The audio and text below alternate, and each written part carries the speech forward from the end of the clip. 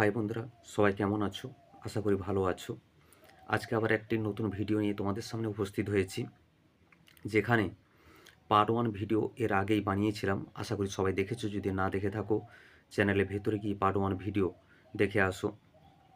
যে part 1 video Sabang Sajanikanta মহাবিদ্যালয়ের যে বিভিন্ন ধরনের অনার্সের যে সাবজেক্টগুলো আছে, সেখানে কোন কোন 2026 সালে তোমাদের 14 তারিখে রেজাল্ট যে বেরোবে, তারপরেই তোমাদের অ্যাডমিশান শুরু হবে, অর্থাৎ ফর্ম ফিল আপ শুরু হবে ভর্তির জন্য, অ্যাডমিশান নেওয়ার জন্য। যেখানে পার্ট 1 ভিডিওতে তোমাদের বাংলা এবং ইংরেজি যে সাবজেক্ট আছে, সেখানে কতগুলো সিট আছে, তার অ্যাডমিশান ক্রাইটেরিয়াগুলো কী কী, কীভাবে তুমি ফর্ম ফিল আপ করবে, এবং সেখানে ফর্ম ফিল আপের অ্যাডমিশান ফিস কত, এবং টোটাল তোমার 4 বছরে কত টাকা পেমেন্ট করতে হবে কলেজকে, সে সমস্ত, এবং রিজার্ভেশন অর্থাৎ টোটাল সিট, এবং টোটাল সিটের পরে UR candidate, SC candidate, ST candidate, EWS, এগুলোতে পার সিটে কেমনভাবে সিট আছে সেগুলো সম্পর্কে আলোচনা করেছি। আজকে এই সবং সজনীকান্ত মহাবিদ্যালয়ে বাকি যে সাবজেক্টগুলো, যে সাবজেক্টে অনার্স করা যায়, সেগুলো নিয়ে আলোচনা করব। তাহলে চলো আজকে শুরু করা যাক। আজকে প্রথম যেটি নিয়ে আলোচনা করব সেটি হলো এডুকেশন সাবজেক্ট। এই এডুকেশন সাবজেক্ট 4th ইয়ার এডুকেশন। এখানে টোটাল সিট ম্যাট্রিক্স কি না, টোটাল সিট আছে 134টা। টোটাল সিট হচ্ছে 134, যেখানে ইউআর 60টি, এসসি 29টি, এসটি 8টি, ওবিসি এ 14টি, ওবিসি বি 9টি, ইডাব্লিউএস 14টি, এবং পিডাব্লিউ সিট তোমরা সবাই দেখতে পাচ্ছ। এরপরে চলে আসি কারা এলিজিবল, রুলগুলো কী কী, অর্থাৎ কারা এখানে এডুকেশন অনার্স করতে গেলে কারা অ্যাপ্লাই করতে পারবে।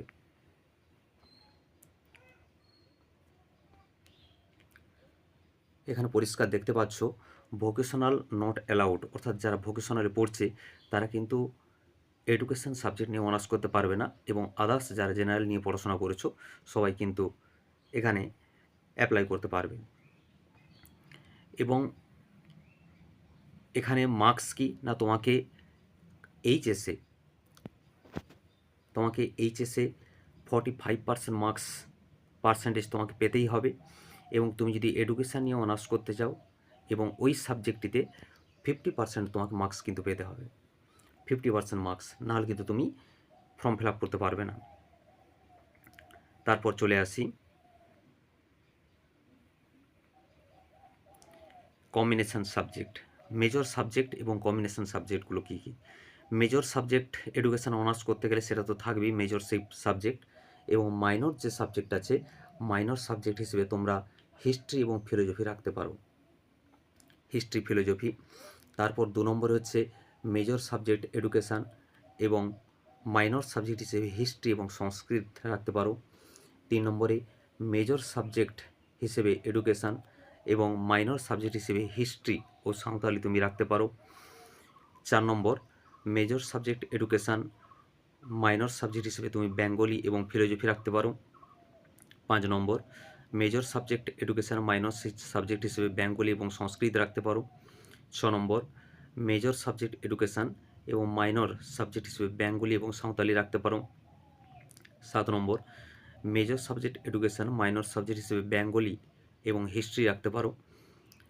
8 নম্বর যদি বলি, major subject education, minor subject Sanskrit এবং ফিলোজফি রাখতে পারো। 9 number major subject education, minor subject Sanskrit এবং সাঁওতালি রাখতে পারো। 10 number major subject education, minor subject Sanskrit এবং হিস্ট্রি রাখতে পারো। 11 number major subject education, minor subject Santali এবং ফিলোজফি রাখতে পারো। 12 number major subject education, minor subject Santali এবং সংস্কৃত রাখতে পারো। 13 number major subject education, minor subject Santali এবং হিস্ট্রি রাখতে পারো। 14 number major subject education, minor subject philosophy এবং সংস্কৃত রাখতে পারো। 15 নম্বর মেজর সাবজেক্ট এডুকেশান এবং মাইনর সাবজেক্ট হিসেবে তুমি ফিলোজফি ও সাঁওতালি রাখতে পারো। 16 number, major subject education, minor subject philosophy এবং হিস্ট্রি রাখতে পারো। 17 number, major subject education, minor subject history এবং পলিটিক্যাল সায়েন্স তুমি রাখতে পারো। 18 number, major subject education, minor subject Bengali এবং পলিটিক্যাল সায়েন্স তুমি রাখতে পারো। 19 number, major subject education, minor subject Sanskrit এবং পলিটিক্যাল সায়েন্স রাখতে পারো। 20 নম্বর,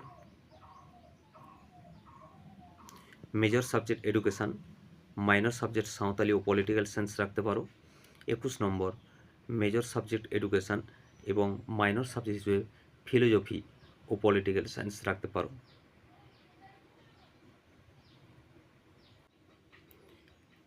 এরপর আমরা আসব হিস্ট্রি অনার্স। হিস্ট্রি অনার্সের ক্ষেত্রে 4th ইয়ার হিস্ট্রি অনার্স, যেখানে টোটাল সিট কত আছে 89টি সিট আছে, যেখানে ইউআর ক্যান্ডিডেটের জন্য 40টি, এসসির জন্য 20টি, এসটির জন্য 5টি, ওবিসি এ 9টি, ওবিসি বি 6টি, ইডাব্লিউএস 9টি এবং ফিজিক্যাল হ্যান্ডিক্যাপদের জন্য দেখতে পাচ্ছ।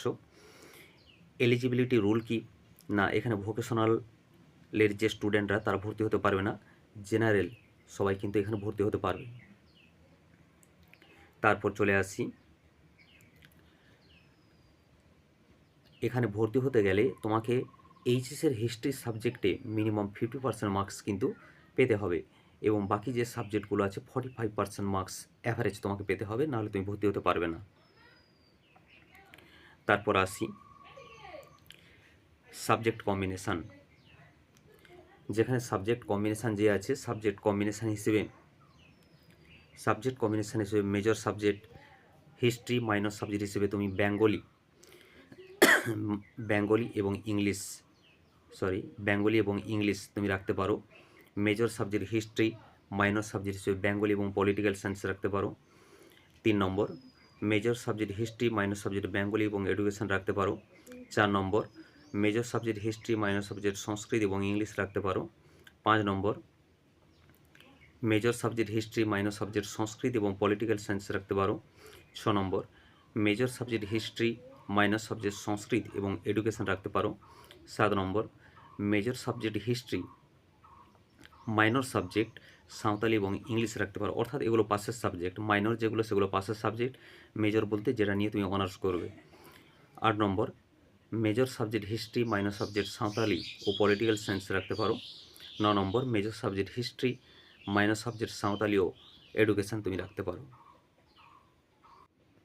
এবং এখানে অ্যাডমিশান ফিজ কী আছে, অ্যাডমিশান ফিজ অর্থাৎ 2300 টাকা তোমাকে প্রথম পে করে অ্যাডমিশান নিতে হবে তুমি চান্স পেলে, এবং তোমার 4 বছরের টোটাল খরচ হবে 10,700 টাকা। এটা হচ্ছে কলেজকে তোমাকে দিতে হবে। এরপর আসি লাইব্রেরি সায়েন্স, 4th ইয়ার লাইব্রেরি সায়েন্স। যারা লাইব্রেরি সায়েন্স নিয়ে ভর্তি হতে চাইছো,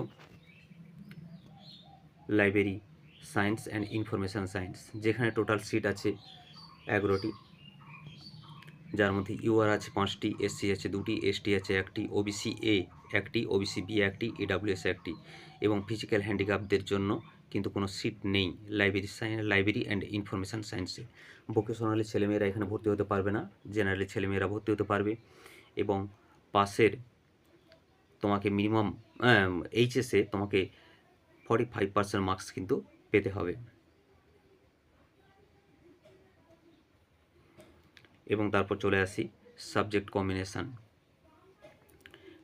কম্বিনেশান যদি বলি, তাহলে মেজর সাবজেক্ট হিসেবে তোমাকে লাইব্রেরি এবং ইনফরমেশান সায়েন্স থাকবে, মাইনর সাবজেক্ট হিসেবে হিস্ট্রি এবং এডুকেশন তোমাকে রাখতে হবে। এবং কোর্স ফি কী আছে, কোর্স ফির কথা যদি বলি, কোর্স ফি হচ্ছে অ্যাডমিশান ফি 6,300 টাকা এবং টোটাল তোমার 4 বছরে লাগবে 26,700 টাকা। এরপর চলে আসি ফিলোজফিতে যারা অনার্স করবে 4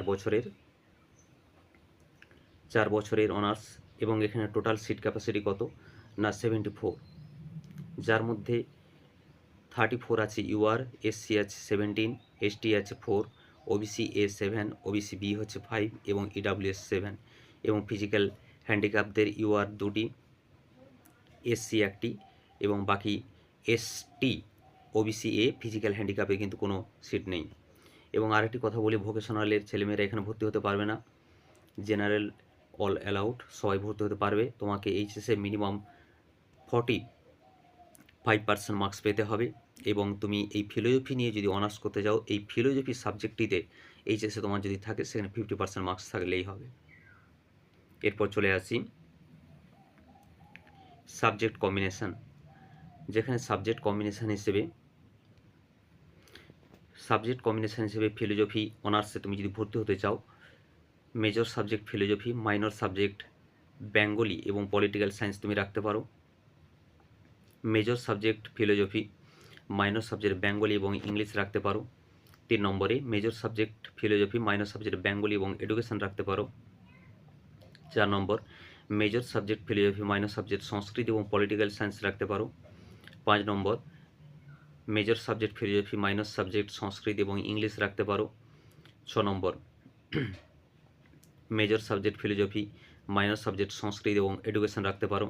7 number major subject philosophy, minor subject Santali এবং পলিটিক্যাল সায়েন্স রাখতে পারো। 8 number major subject philosophy, minor subject Santali এবং ইংলিশ রাখতে পারো। 9 নম্বর মেজর সাবজেক্ট ফিলোজফি এবং মাইনর সাবজেক্ট সাঁওতালি এবং এডুকেশন রাখতে পারো। এরপর যদি বলি অ্যাডমিশান ফিজ, অর্থাৎ অ্যাডমিশান ফিজ কেমন লাগবে, তোমার অ্যাডমিশান ফি হচ্ছে 2300 টাকা। 2300 টাকা এবং বিশেষ করে নিচে দিকে এডুকেশন বা সাঁওতালি এগুলো রাখলে তখন 3800 টাকা লাগবে এবং তোমাকে টোটাল 4 বছরের কোর্স ফি কত, 10,700 টাকা তোমাকে পে করতে হবে।